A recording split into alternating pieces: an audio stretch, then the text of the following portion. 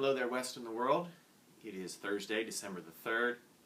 And this morning in class we were talking about the theme of global decolonization, but it's been a while since I've been able to make one of these review videos, and we've actually covered quite a lot of ground since then, moving from the era of World War I through the period of World War II and into the period of the Cold War and the time of decolonization, the end of European, at least, empires in the world. So I want to handle this video a little differently and try to talk about big connections that are likely to matter on the final exam.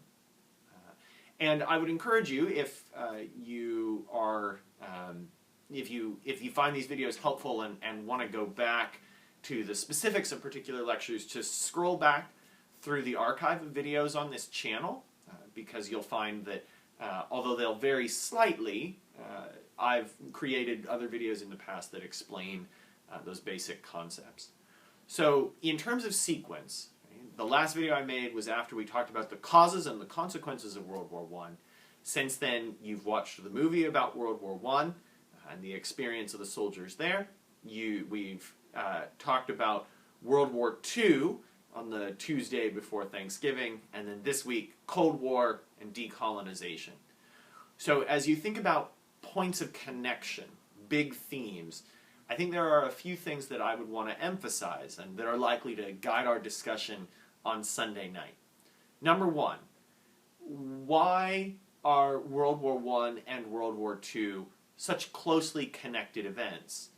How is it that, especially the way in which World War I ended, contributed directly to the beginnings of World War II?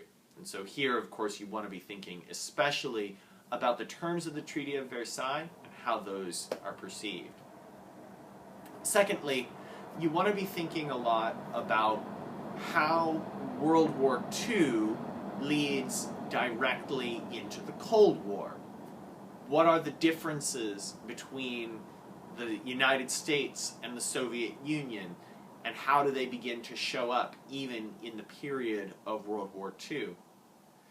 You'll want to be able to explain, for example, why it is that Russia or the Soviet Union had a different view of what had happened back at the end of World War I and how they thought about what victory in Germany should look like, as compared to what the United States and its Western allies were thinking in terms of how World War II should come to an end.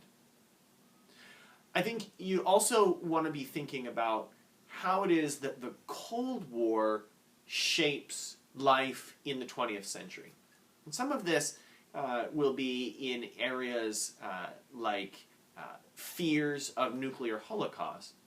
Some of that will also be related to how the Cold War dynamics play out in this period of decolonization.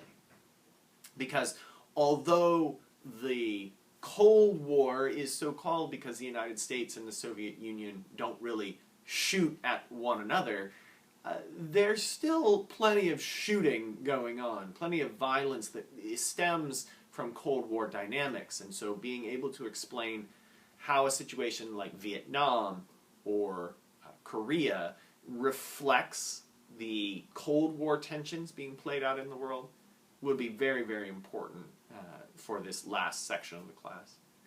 And then lastly, I think the other main theme or the other main point of connection that will likely matter is how does World War II connect to decolonization?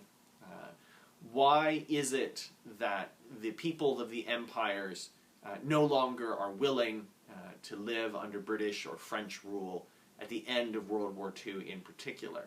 And here, you'll want to think especially about the language of the Atlantic Charter, which many of you missed, and so I would encourage you to go dig that up and look closely at what it says, and reflect on how that language would be used by people like Gandhi in their arguments for independence in the post-war environment.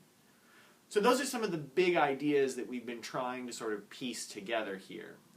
In the closing days, we'll talk about how the Cold War came to an end and talk a little bit about what the world looks like in light of the end of that very defining moment. So, we'll get to those things next week. Hope to see you Sunday night, 6 o'clock, in the 24-hour room for exam cram. Have a good one.